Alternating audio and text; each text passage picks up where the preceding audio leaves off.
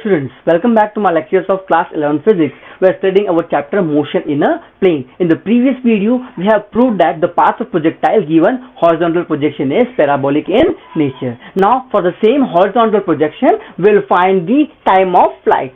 So what is this time of flight? It is the time for which the object is in flight, that is, it is in the air, or the time in which the object reaches from point O to point C. That time is called as the time of flight. So here, in order to calculate the time of flight, we have to consider the motion along the y-axis. Now why we are considering the motion along the y-axis? Because this height is known to us.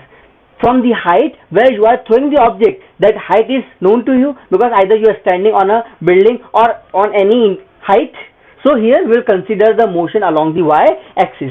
So here motion along y-axis, and for this motion along the y-axis we have to consider the second equation of motion, that is s is equals to ut plus half at square. Now this s, that is equals to y minus y naught, because we are considering motion along y-axis, is equals to uyt plus half ayt square. Okay, now here this point y, that is the position, or you can say the final position at point C. Now for this diagram I can consider this height to be h, and that is along the y-axis, or you can say that is the position of y at point C. So I can write this y as the height. Okay, and this y naught is equals to 0 because it is at the origin. Also this uy, this velocity along the y-axis, and that is the initial velocity, and this initial velocity is equals to 0 because here we are not giving any velocity along y-axis, we are giving the velocity along x-axis, and that remains constant. Okay, and here this time t, that is I am considering the capital T, because here this time of flight, that is represented by capital T, and this T is the time of flight in which the object reaches from point O to point C. Okay, and this ay is equals to g, because that is the acceleration due to gravity. Now I will put all these values in this equation. So I can write h minus 0 is equals to 0 into capital T plus half g into t square.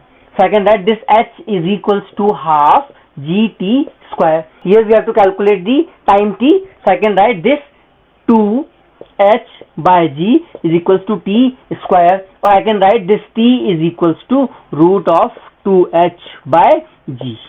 So this is how we can calculate the time of flight, which depends upon the height from which you are throwing the object and acceleration due to gravity. So this is the time of flight. So after calculating the time of flight, we will calculate here the horizontal range. Now what this horizontal range is? This horizontal range is the distance covered by that projectile during its flight.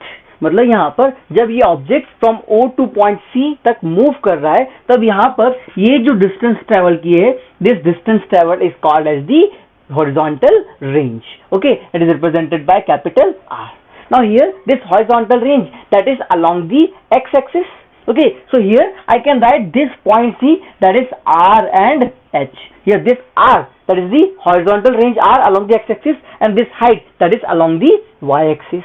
Okay, so here to calculate this, we have to consider the motion along x-axis. So here we have motion along x-axis.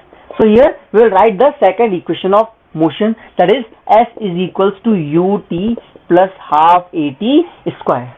And if I have to write this along the x-axis, then I can write it as x minus x naught is equals to uxt plus half axt square. Okay, and along the x-axis, here this x, I can write this x same as the horizontal range R. Okay, and this x naught, that is 0 because it is at the origin, and for the origin we are considering x naught to be 0. Also this ux, that is equals to u, that is the initial velocity with which we are throwing the object, and that is the u.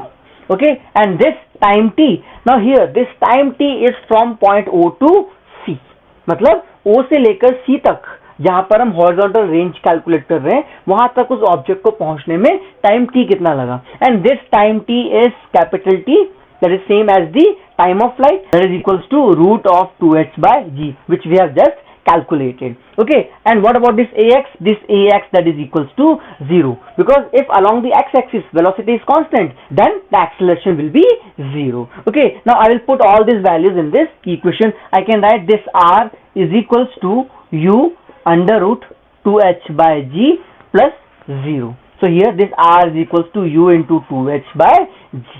So this is how we can calculate the horizontal range, that is equals to u under root 2h by g. अब यहाँ पर इसको हम एक और तरीके से calculate कर सकते हैं, that is when we are considering the motion along straight line. Okay, when we are considering the motion along straight line, we have speed is equals to distance upon time. So how we can calculate the distance? This distance is equals to speed into time. So if we are considering the motion from y to c, then the velocity along this axis and the time in which the object reaches from y to c, that time is time t and the velocity is u.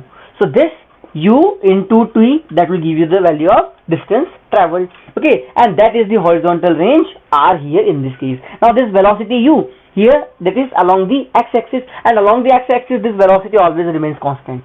तो किसी भी point पर ये जो velocity है इस direction में वो क्या रहेगी, हमेशा u ही रहेगी. तो हमने क्या लिख दिया यहाँ पर u. Now what about t? The time t in which the object reaches from this point to point c. Now here we can consider that the object is moving from O to C. और वहीं पर क्या है, ये जो O point है which is just above this point. Okay, so we can consider कि O से लेकर C तक टाइम जितना उस ऑब्जेक्ट ने लिया है उतना ही टाइम कहां से कहां तक ले रहा है, from y to c. So we can consider this time t is equals to under root 2h by g. So we can calculate this as r is equals to u under root 2h by g. So if you are considering the motion in a straight line, that is from this point to point c, then you can simply calculate by speed into time. Or if you are considering this projectile, then you have to consider the motion along x-axis. So this is the formula for the horizontal range. So this is how you can calculate the time of flight when we are considering the motion along the y-axis, and we can find the horizontal range where we are considering the motion along the x-axis. This is all about the time of flight and the horizontal range.